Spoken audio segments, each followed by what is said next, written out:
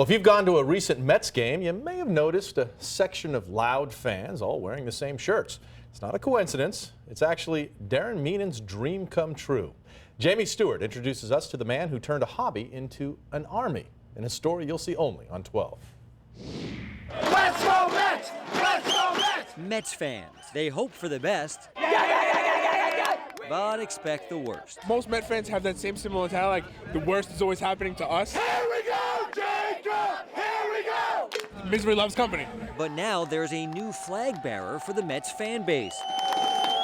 And he's hitting home runs with his fashion sense. In the beginning, I just kind of wanted to find a way to go to more baseball games. And if I sold more t-shirts, I can go to more baseball games. And then it got bigger and bigger. So big that St. Mary's High School grad Darren Meenan went from printing shirts in his parents' basement to having his own kiosk at Citi Field. Last year, I ended up signing a licensing deal with MLB, so now we can put the Mets mark on shirts, which is cool. Meenan's story isn't just a hometown boy making good, it's a hometown boy making history.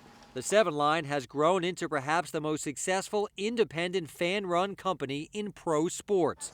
And it's the only company to ink an in-stadium deal with a major league. What goes through your mind when you see this from your parents' basement to here? It's crazy. Like, every time I walk up the steps from McFadden's, I pinch myself. I've been a Mets fan my whole life, so now to actually have a store in the stadium that sells things that I create is incredible. And no matter where Long Islanders go, they get a chance to hop on the 7 Line. I could be on vacation somewhere, you know, I've been at Disney World and I've seen people wearing 7 Line shirts. Meenan shirts are not only a huge hit with Met fans, they've created excitement and energy at Citi Field. The 7 Line Army fills the center field stands for every game. They even make road trips, and they've certainly gotten the Mets' attention. Well, it's pretty hard not to notice them. You've got 1,000 people wearing all the same T-shirts jammed in a certain section. Should tip our hat to them when, you know, however this has come about, and we need to thank them. Even former Mets who come back to Queens remember Darren. And Darren remembers where his artistic inspiration began, St. Mary's High School, Mrs. Perkillo's art class. It's here where Darren learned how to create and print his own shirts. And he said, I just don't want to have to wear a suit to work. And I don't, yes, and I don't want to have a boss. I want to be my own boss. And so the thing was, figure out what you love and figure out a way to make money doing it. And I think he listened.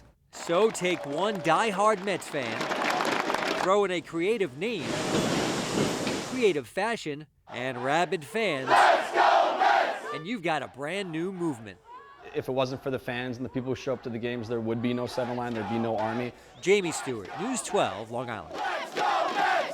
For more information about the 7 Line, just go to our website, news12.com, and click on Numbers and Links.